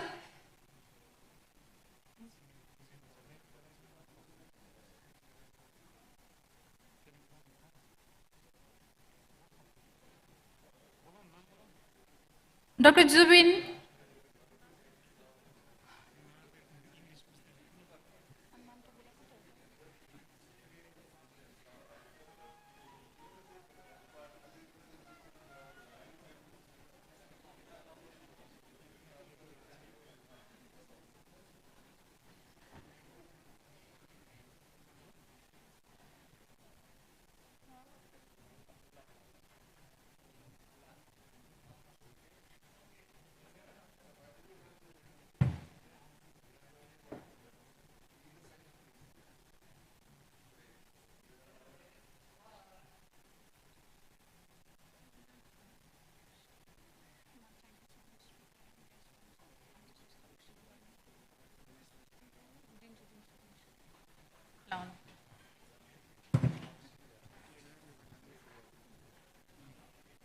Thank you so much, our respected speaker and guest.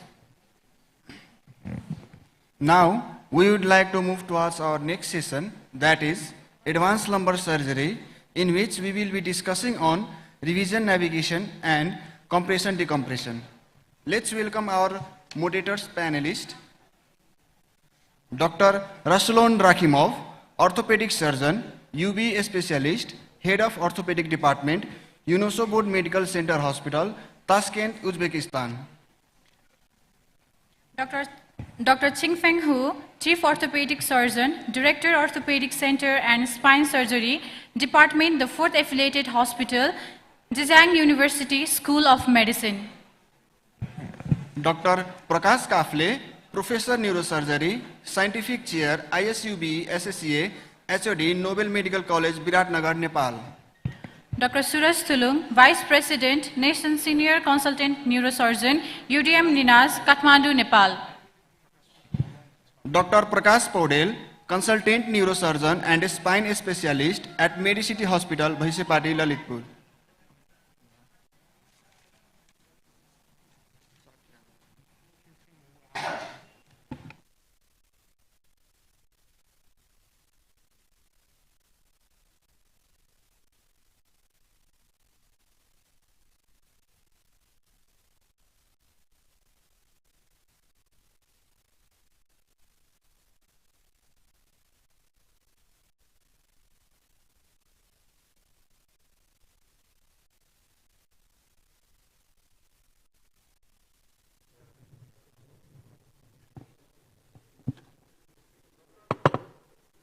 Dr. Nikunja Yogi, Founding President, ISUBE SSEA, Vice President, NESS, Neuroendoscopy Committee, HOD, Neurosurgery, UDM Ninas, Kathmandu, Nepal.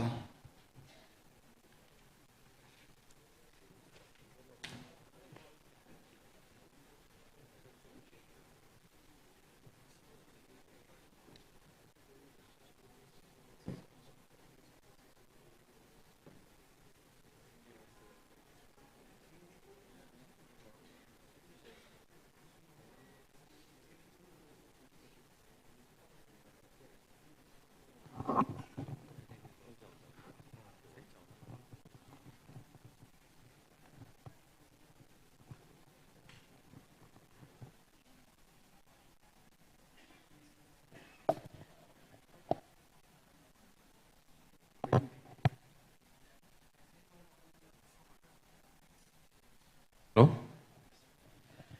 Okay, we'll start the session with on the online presentation that we missed in the morning. Suhan, can you play Dr. Zhang Wei's presentation on instrumentation of cervical spine by UBE?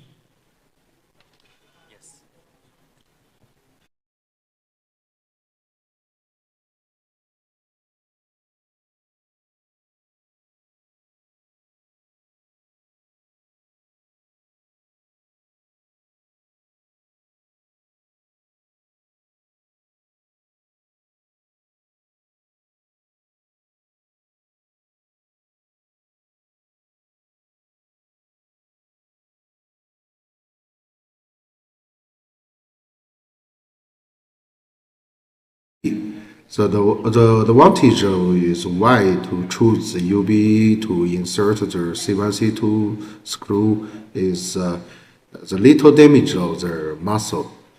Under the water pressure, there is less bleeding around the C2 root. And this is a very quick procedure. I can insert the both sides.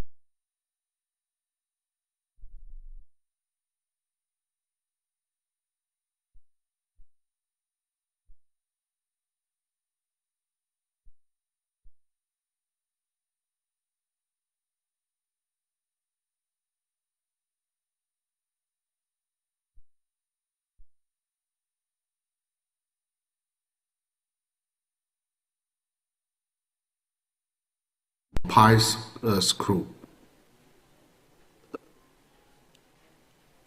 One technique how to insert C1, C2 screw is switch the portal.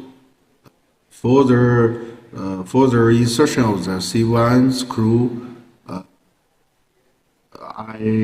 endoscopy is in the above the C2 to monitor the insertion procedure.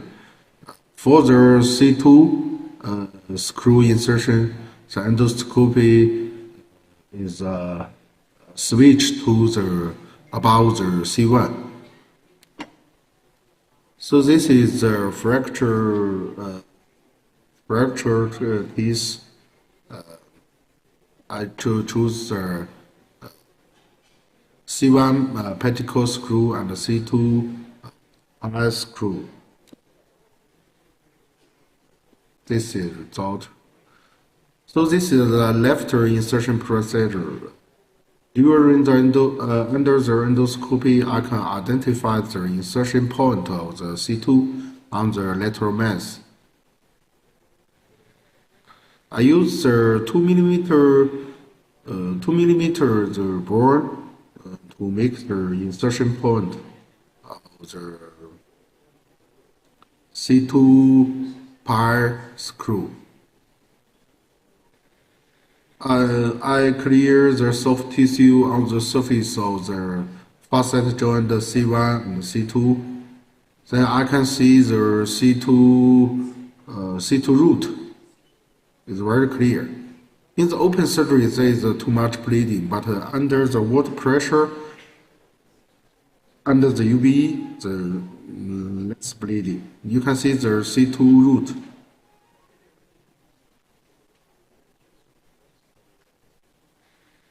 About the C2 root, I can touch the arc of C1.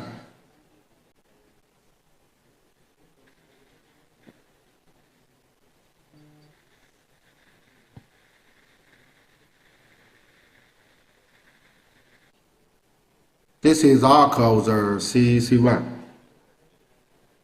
I can use the radio frequency to touch the bone surface to identify the C1 arc, the posterior arc.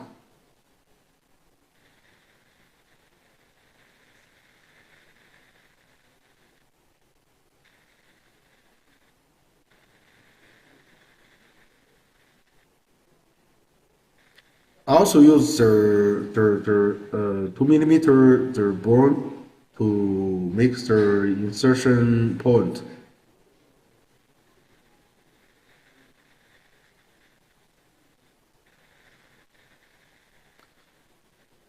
Then I switch the portal under the monitor of the endoscopy.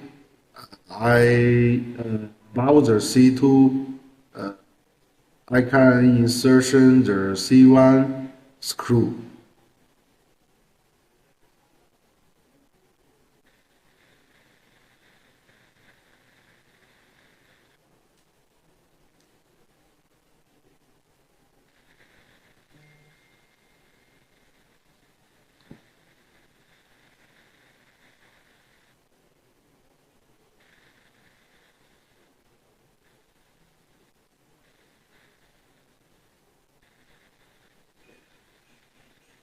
This is a C1 screw.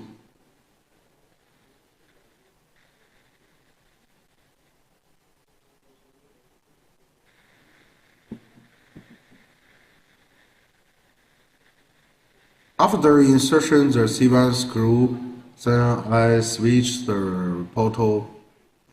The endoscopy is above the C1 then to monitor the insertion of the C2.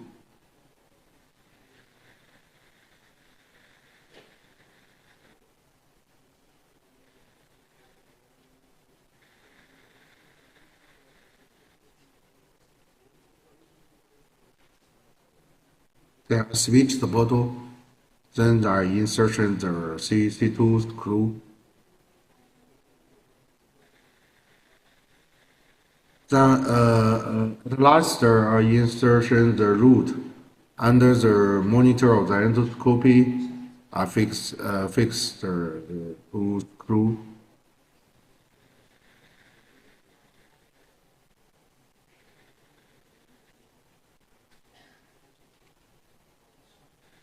The similar procedure is standard to the right side. This is the right side, the same way to insertion the screw and root.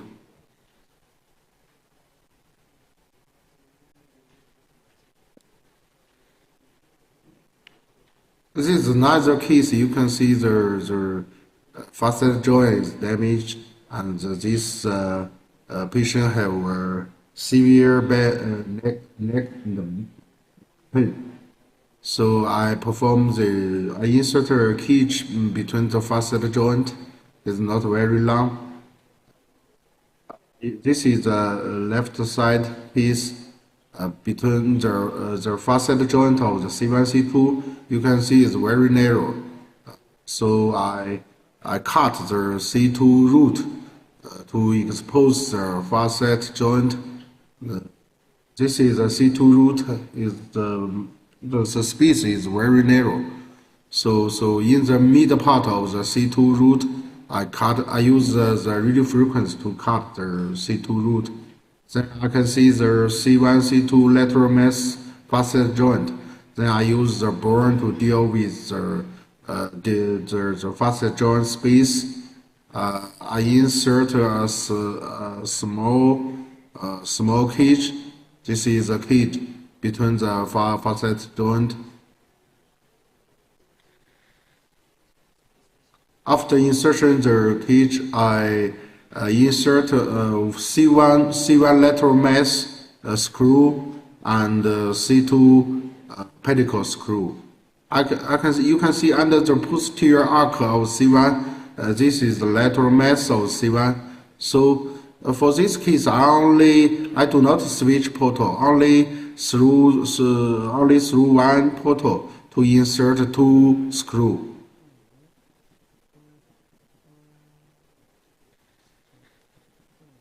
But if you choose the C1 pedicle screw, you'd better switch the portal to insertion the screw.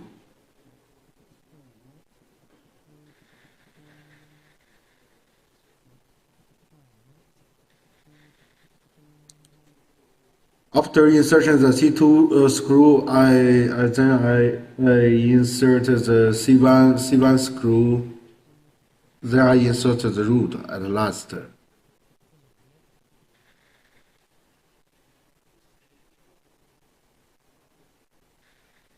This is the outcome of the surgery. If the C1 is a pedicle screw, then I switch the portal. If the C1 is a lateral mass screw, I can use one portal to insert two screw. I also use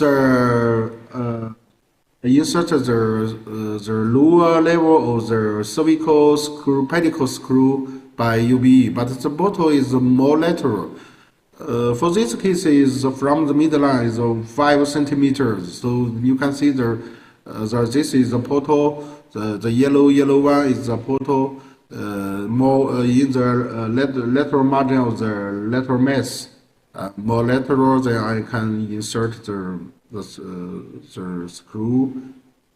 There is artery. You insert the cervical pedicle screw. You better not damage the artery. This from the midline for this case 5 centimeter, and this is the result of the pedicle screw. I expose the lateral margin of the lateral mass. This is the insertion point of the cervical pedicle screw. I use the 2 millimeter diamond bore to make the insertion side. Then I insert the cervical pedicle under the endoscopy monitor. I insert the root to connect the two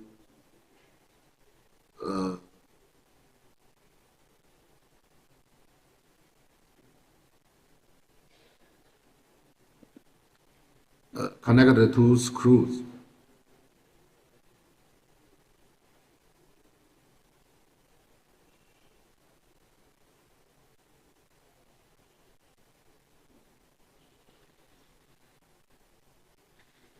So this is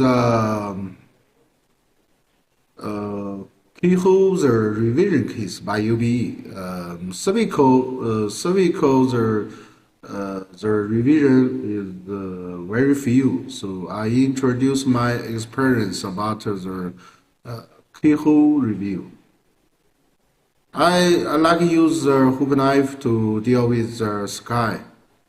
The first surgery is uniportal keyhole. You can see the hematoma under the sky on the surface of the root.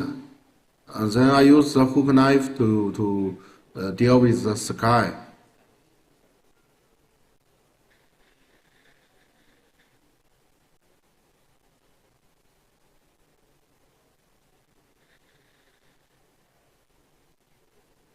Then I expose the structure more lateral, the lateral mass.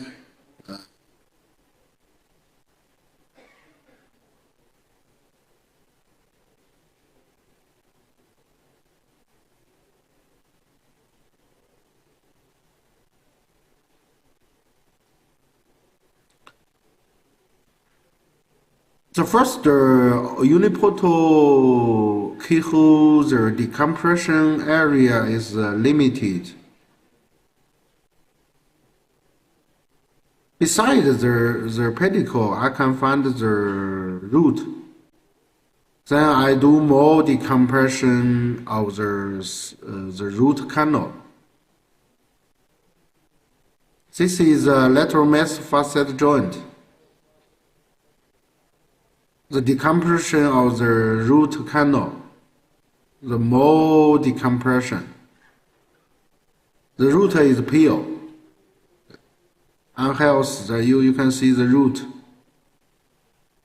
It's white, it's pale, no bleeding.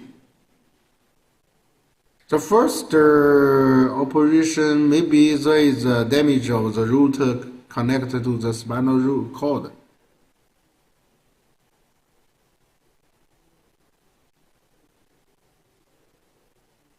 The dorsal side is very important for the cervical revision. The safe dorsal side is lateral mass. Then you can go to the first operation site. So this is my topic. Thank you everyone. 他们有提问，先别说话。Thank you. Any questions for Dr. Zhangvi? Is he online first? Is he online? Dr. Zhangvi, thank you. Thank you for your wonderful presentation. Can you hear us? I'm online. I'm Dr. Zhang Wei from China. We'll take a question for you. Dr. Puneet has a question.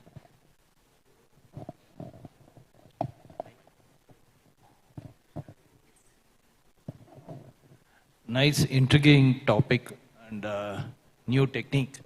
Did you use a C-arm to put that two screws, C1 and C2 screws? You can choose many things because in my center there is no navigation, only C-arm or maybe you can try the CT, your CT room. You can use the C-arm, but I think navigation is a good choice. Okay, so you use navigation or C-arm in this particular case? Oh, C-arm, because in my center no navigation. Thank you. How? There is one more question from. Yeah. How do you plan the viewing and the working ports, and do you use the same working port to put the screws, the both C1 and C2 screws, or you make alternate ports? You mean where is the work portal? Yeah. Before the operation, I measure the distance between spinal process and the insertion entry point. Then in the pedicle level, this is a horizontal line, and the two horizontal line and the longitude line is beside the middle line. The cross point, two cross point is the view portal and the work portal.